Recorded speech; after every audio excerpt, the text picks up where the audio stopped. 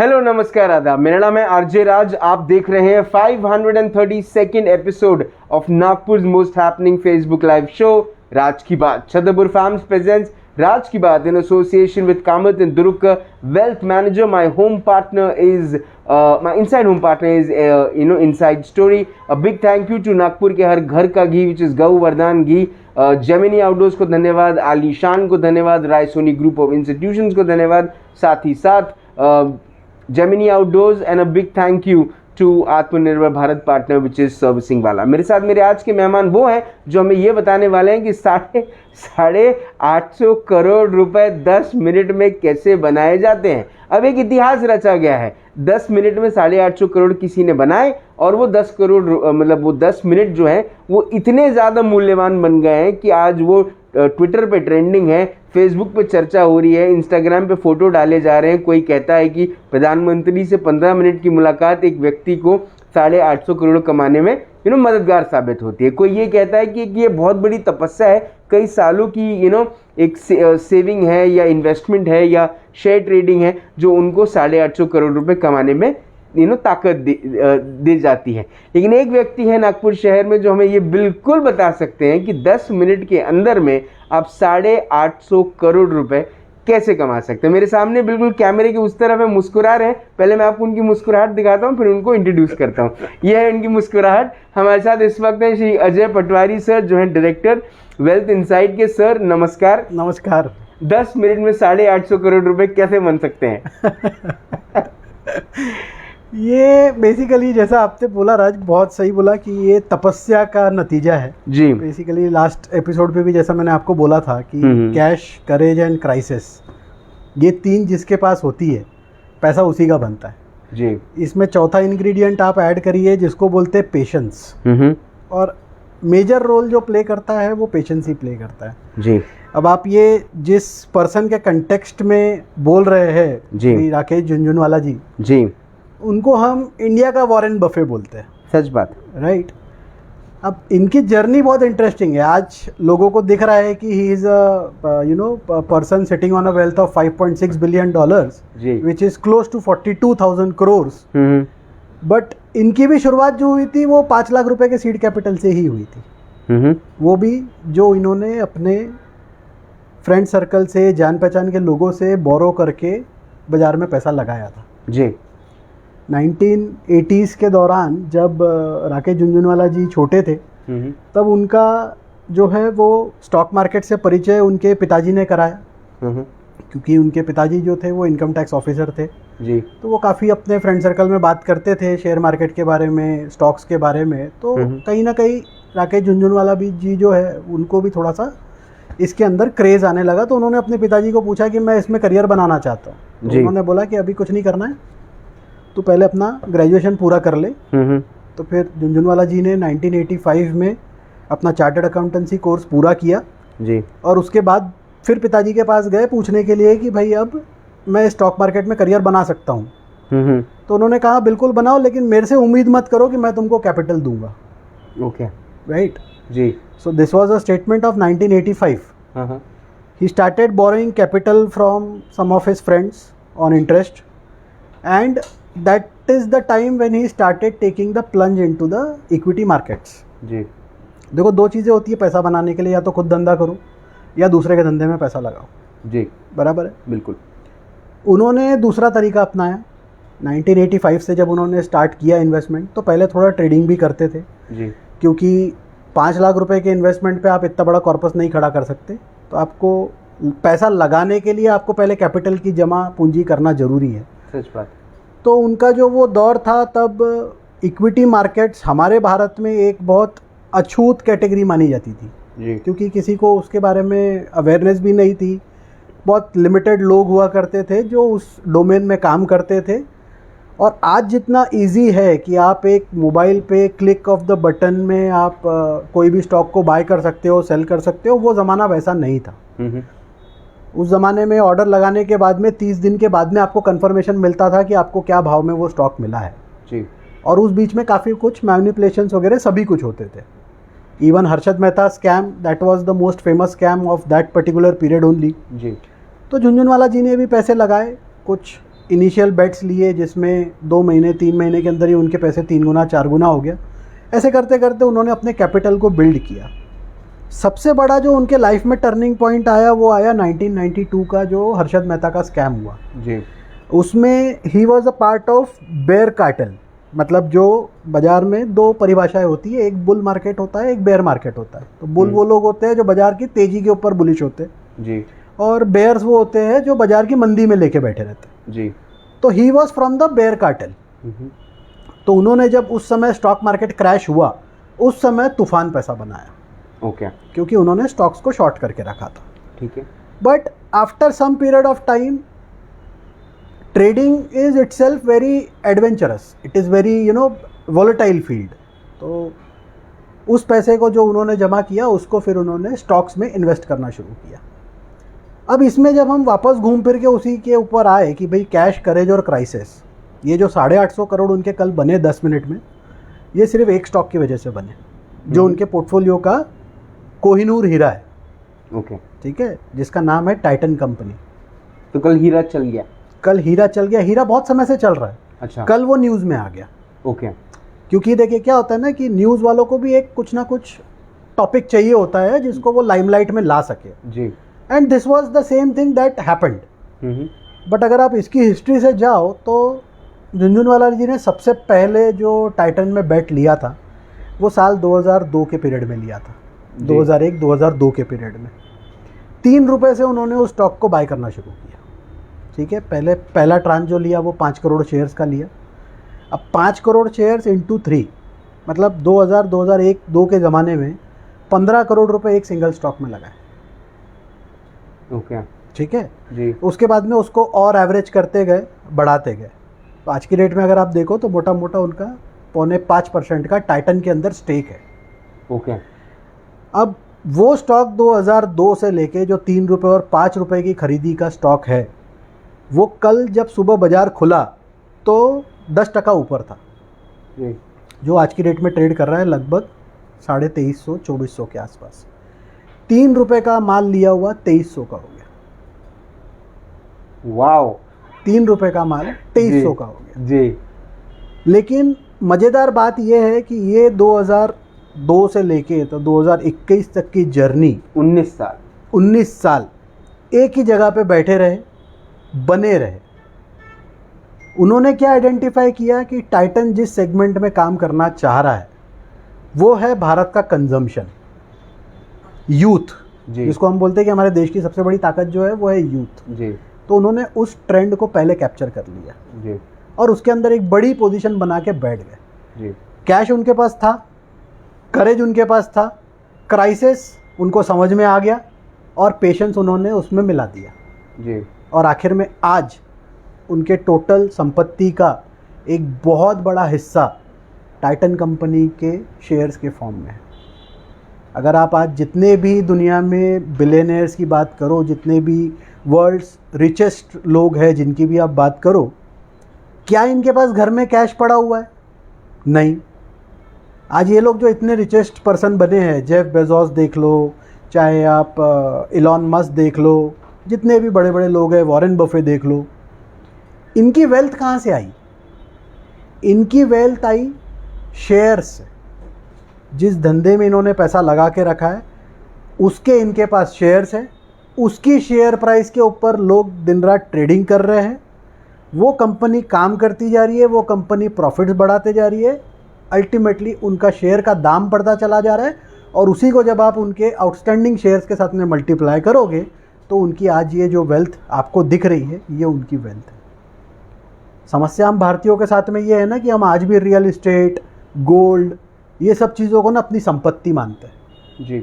जबकि रियल संपत्ति जो है वो शेयर्स है, वो है इक्विटी मार्केट। 15 करोड़ का लिया हुआ माल आज 10,000 करोड़ का माल है। That itself is a story. लेकिन सर क्या आप ये कहना चाहते हैं कि सब भाव कुछ भी हो, मतलब उस समय का भाव वक्त के साथ तो भाव बढ़ता ही है, बढ़ता ही है, ये बढ़ता ही है, ये सब कुछ समझ में आता है। लेकिन जो कंसिस्टेंसी है ना, क्योंकि टाइटन अगर देखा जाए तो it is a Tata product if I am very true, very so because उस समय राकेश झुनझुनवाला जी को उस विश्वास था कि क्योंकि ये टाइटन एक टाटा प्रोडक्ट है, इसकी उन्होंने टाइटन और टाटा पे बेट नहीं किया। अच्छा, उन्होंने धंधे पे बेट किया, उन्होंने बिजनेस पे बेट किया। द कॉन्सेप्ट ऑफ बिजनेस पे, वो जिसके ऊपर काम करता है बिजनेस, उसके ऊपर उन्होंने बेट लिया। उनको टाटा से कोई लेना देना नहीं। उनके स्टॉक के पोर्टफोलियो के अंदर और भी स्टॉक्स है जिसमें उन्होंने भरपूर पैसा बनाया। ओके, बट अल्टीमेटली उन्होंने पकड़ी नब्ज, धंधे की नब्ज। बहुत से लोग हमको बोलते हैं कि भैया वो दौर अलग था, उस समय 2 रुपये 3 रुपये में भी शेयर मिल जाते थे जी, आज वही शेयर 500 रुपये के हैं, 700 रुपये के हैं। तो क्या आप ये कहना चाह रहे हैं कि वो जो आज शेयर 500-700 का है वो आज से 20 साल के बाद में 70,000 का नहीं हो सकता? बिल्कुल हो सकता है सर, बिल्कुल हो सकता है। तो फिर आप उसकी राह क्यों देख रहे हो कि वो जब 3 रुपये और 4 रुपये में मुझे कुछ मिलेगा तो मैं लूँगा? आप लेके भूल जाओ ना, 700 रुपये में लेके भूल जाओ। फ़र्क सिर्फ इतना है कि आप में ताकत चाहिए, आप 20 साल उसको लेके बैठ सको, जो कि किसी के पास नहीं। सर कोरोना काल के बाद आपको ऐसा लगता है कि अभी भी मार्केट में वो जान बची है कि लोग बैठ सकते हैं इस किस्म का? बिल्कुल बैठ सकते हैं। मैं तो हर एपिसोड में मेरे बोलता हूँ कि don't bet against India. The idea is very simple कि अगर आपको भारत में ग्रो करना है तो आपको इक्विटी मार्केट्स में पैसा लगाना पड़ेगा, आपको दूसरे के धंधे में इन्वेस्ट करना पड़ेगा और आपको अपना पैसा बनाना पड़ेगा। वो सब ट्रेडिशनल इंस्ट्रूमेंट्स थे। जब हम छोटे थे तब हम मारवाड़ियों में ना वो एक होता है कि जब हमने बचपन में देखा है, जैसे हमारे दादाजी वगैरह किसी के साथ में बैठे रहते थे बात करते हुए, कोई आया परिचित और बोलता था कि भैया ये फलाना खेत है, ये ले लो, तो क्या करते थे ना, वो आंगन में जो बच्चा खेलता हुआ दिख गया, हाँ ठीक है चल इसके नाम से ये ले ले जी, और फिर वो ज़मीन लेने में वैसे आ जाती थी और वो रखी रहती थी। मैं ये बोलता हूँ कि अगर वैसा ही अगर आपको कुछ करना है, ठीक है आज आपके पास में समय नहीं है, अगर आपके घर में कोई नया बच्चा आ रहा है तो क्यों ना उसको मुँह दिखाई के समय आप 10,000 रुपये के शेयर्स गिफ्ट करो। क्या माइनर का डीमैट अकाउंट नहीं खुलता? बिल्कुल खुलता है। आप उसको 10,000 रुपये के शेयर्स लेके छोड़ दो ना, दिक्कत क्या है? जब वो 21 साल का होगा तब देखना उसकी वैल्यू कितनी रहेगी। आपके लिए तो वो 10,000 रुपये है ना, लेकिन कल चल के वो आपका नाम लेगा कि मेरे दादाजी ने मेरे नाम से एक इन्वेस्टमेंट किया था जिसके भरोसे पे आज मैं इतने पैसे वाला हूँ। चलो ठीक है, ये हम स्टॉक्स की बात कर रहे हैं जी। बहुत से लोग ये बोलेंगे कि भाई मुझे स्टॉक्स की इन्फॉर्मेशन नहीं है, मुझे नहीं समझता कि कैसे करना चाहिए, क्या करना चाहिए। तो आप उसी के लिए म्यूचुअल फंड्स के थ्रू आओ। आप म्यूचुअल फंड में भी जो वेल्थ बनाने वाला है, मैं आपको उसका एक क्लासिक एग्जांपल देता हूँ। एक म्यूचुअल फंड है जो 1995 में लॉन्च हुआ था, ठीक है जी। हर म्यूचुअल फंड का NAV 10 रुपये से होता है जी, जब भी वो शुरू होता है तब जी। कल उस पर्टिकुलर फंड का NAV 2000 को पार किया। 10 रुपये का NAV जो शुरू हुआ था 95 में, वो एक यूनिट का भाव कल 2047 रुपये था। वाव। मतलब 10,000 रुपये महीना 1995 से लेके आज तक अगर किसी ने उसमें ईमानदारी से चला लिया होता, कितना पीरियड हो गया? 26 साल जी, ठीक है। 26 साल में उसके पैसे लगे होते 32 लाख रुपए, 10,000 रुपये महीने के हिसाब से जी। आज उसकी वैल्यू होती 13 करोड़ रुपए। कितने? 13 करोड़ रुपए। 13 करोड़ रुपए सिर्फ महीने के 10,000 रुपए। सिर्फ महीने के 10,000। नहीं है ना आपके पास झुनझुनवाला जी जैसा दिमाग, नहीं है आपके पास में झुनझुनवाला जी जैसा पैसा कि आप एक पर्टिकुलर स्टॉक में 10 करोड़ 20 करोड़ का माल लेके बैठो। मत करो ना। 10,000 रुपये महीना तो निकाल सकते हो, समय तो दो उसको, फिर चलेगा, पैसा अपने आप बनेगा।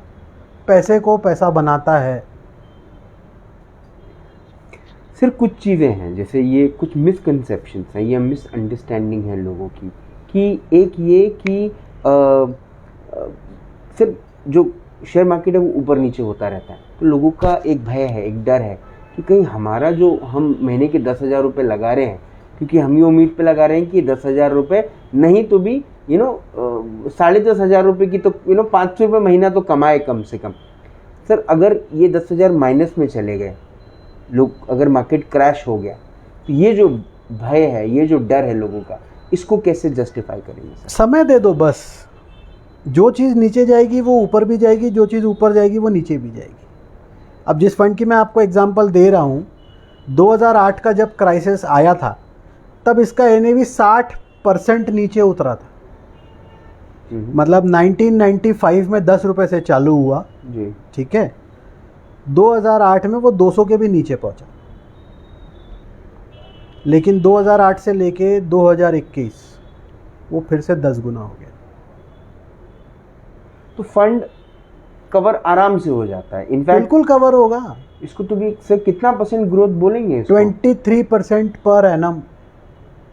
बट मुद्दा वही है कि क्या ये 23% आपको एक सरी का मिला? The answer is no. No, उसने ऊपर नीचे किया। भाई आपके घर में आज बच्चा पैदा हो रहा है तो आप उसको चाहे जितना ही डंडा मार लो कि तू बड़ा हो जा, तू चलना शुरू कर दे, वो जितना समय लेगा उतना समय ही लेगा ना। सच बात। आप चाहे जितने ही डंडे मार लो उसको, और जब आपको पता है कि उसको पैसा 20-21 के बाद ही लगने वाला है तो आपके पास तो 21 साल मिल गए। आपको दिमाग क्या लगाना है? उसके नाम से 1,000 रुपये, 2,000 रुपये, 5,000 रुपये जो भी कर सकते हो वो करो। उसको होने दो 21 साल का, क्योंकि तभी तो वो कॉलेज में जाएगा, चाहे आप उसके पीछे कितना ही लग लो। तो अपने आप आपको समय मिल गया, उसका पैसा बन गया। बनता हुआ पैसा किसी को बुरा लगता है क्या? तो बिल्कुल नहीं। Sir one question for the pros, जो भी बहुत प्रोफेशनल्स हैं ये सब कामों में, और रोज़ सुबह लैपटॉप खोल के बैठ जाते हैं, या रोज़ सुबह फ़ोन लेकर ट्रेड करते हैं और छोटे छोटे पैसे कमाते हैं, क्या उनका ये कमाना जो तरीका है, क्या वो प्रॉफिटेबल है या वो एक लॉस? नहीं, I am strictly against trading, to be very frank, क्योंकि ट्रेडिंग में पैसा नहीं बनता। जितने भी आज आप सक्सेसफुल लोगों को देख रहे हो, आप जितने भी लोगों का मुझे एग्जांपल दे रहे हो, जिसके बुनियाद पे हम इस शो की बात कर रहे हैं, बेसिकली उन्होंने पैसा ट्रेडिंग से नहीं बनाया। उन्होंने एक नॉमिनल कैपिटल खड़ा किया ट्रेडिंग से, लेकिन उस कैपिटल को उन्होंने उस लालच में ना पड़ते हुए कि मैं ये ट्रेडिंग से ही रोज का 200% बना लूँ, उसके ऊपर दिमाग ना लगाते हुए उन्होंने उस पैसे को अच्छे कंपनियों में पहले आइडेंटिफाई करके उसको खरीद के बैठ गए, और उसके बाद में उन्होंने कंपनी को अपना काम करने दिया। मेहनत अगला कर रहा है, पैसा किसी और का लगा है। टाइटन में टाटा का पैसा लगा हुआ है, उसने पूरा स्टाफ अपना बिठा के रखा है, CEO से लेके तो नीचे के ऑफिस के स्टाफ तक जी। डे इन डे आउट क्या माल बेचना है, क्या नहीं बेचना है, सब वो तय कर रहा है जी। मार्केटिंग वो कर रहा है, प्रमोशन वो कर रहा है, अकाउंटिंग वो कर रहा है, इनकम टैक्स वो भर रहा है, सब कुछ वो कर रहा है। आपने तो सिर्फ उसका स्टॉक लेके बैठे हो, आपने क्या किया उसके धंधे में, लेकिन पैसा किसका बना? आपका बना ना। बिल्कुल। तो आपने दिमाग क्या लगाया उसमें? कुछ भी नहीं। आप सिर्फ पेशेंट रहे, आप सिर्फ पैसा डाल के शांति से बैठ गए चद्दर तान के। क्या आपने रोज ऑफिस गए? नहीं गए। क्या आपने टाइटन की रोज ऑफिस में जाके मुलाकात करी किसी से? नहीं करी। या फलाना किसी भी स्टॉक में आपने जिसमें भी इन्वेस्ट किया है, क्या आप दिन रात उसके ऑफिस में जाके उसकी बुक्स देखते हो, कुछ करते हो? कुछ नहीं करते हो। अगले का काम चल रहा है, अगले का धंधा चल रहा है, अगला प्रॉफिट्स बना रहा है, आपकी वेल्थ अपने आप बन रही है। सच बात। इससे आसान तरीका और क्या है पैसा बनाने का? मुझे आप बता दो। आप धंधा करोगे, आप खुद अपने ऑफिस में जाओगे सुबह शाम, रात को 10 बजे भी कस्टमर्स के फ़ोन अटेंड करोगे, आप सैलरी में जाओगे, रात को 9 बजे भी कॉन कॉल्स अटेंड करोगे जी, सब कुछ करोगे, 4 गाली भी खाओगे, वाहवाही भी बटोरोगे, और आखिर में जब मंथ एंड आते रहेगा तब तक आपकी सैलरी ख़त्म हो चुकी रहेगी। सच बात। तो अगर उसी सैलरी का एक पोर्शन आपने किसी और के धंधे में लगा दिया जिसमें वो काम कर रहा है, बेचारा सारी मगजमारी दुनिया भर की वो झेल रहा है, आप सिर्फ उसके धंधे में पैसा लगाते चले जा रहे हैं, और नेचुरली अगर बाय डिफ़ॉल्ट आपका पैसा उसमें बन के मिल रहा है तो क्या बुराई है? सर कैसे करें कांटेक्ट वेल्थ इनसाइट को, ताकि आज से कोई एक 20-19 साल बाद वाला 850 करोड़ रुपए कमाने वाला व्यक्ति आज से बन जाए? कैसे करें कांटेक्ट? हमारा ऑफिस धंतोली में है, 5th फ्लोर पे, सत्यम अपार्टमेंट्स 502।